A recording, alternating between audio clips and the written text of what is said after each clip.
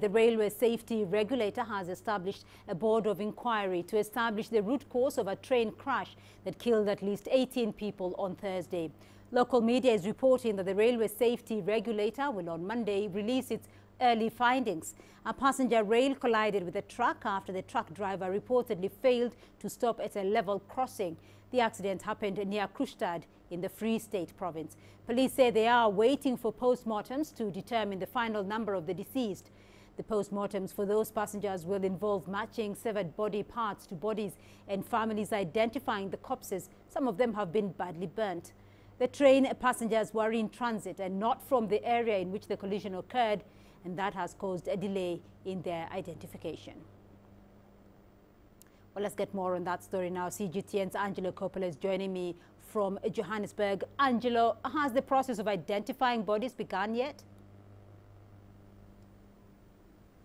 Well, what's happened very late this afternoon is that the last of the coaches was moved off the line to check for any bodies underneath there. It now goes to the pathology department where they start, as you say, matching those body parts because they need to confirm the number of deaths first of all before they start trying to identify anybody. So that body count is to be confirmed. That hasn't been confirmed just yet. The next stage then is to look for identifiable features and also look for fingerprints, we're being told. If there are any fingerprints, the team will then, or if there aren't, they're going to have to then turn to those dental records. And the challenge here is that people who live in rural areas, for example, may not have comprehensive or any dental records. And it then becomes a case of asking the relatives to identify the bodies. We're being led to believe that many of those victims were burnt to death. So that's going to be an extremely traumatic event for relatives once they come up for that identification process, Beatrice. Well, Angelo, the Railway Safety Regulator has established a board of inquiry. What exactly will the board of inquiry be seeking to establish?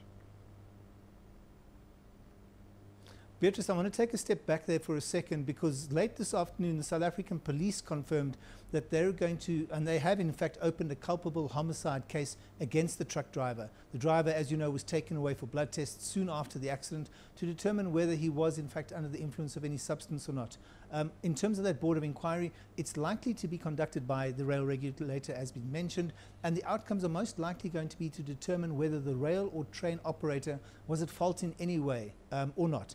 The board is an independent investigation which is chaired by a lawyer who's independent to the group and will consist of industry experts if they need them. But the bottom line is that the South African Police Service docket and investigation will most likely take precedence because there is a criminal case for the driver to answer to. Who's responsible for the deaths of those 18 or so people? The main opposition party have come out and said that the train and rail operator should also be part of any investigation. The DA says that an investigation is needed to determine whether any basic safety precautions on that rail line in that place were in fact available and in place, and whether they were adequate and or well maintained. They're talking here about operational booms and fencing and the like. So this is going to be a fairly drawn out process, Beatrice.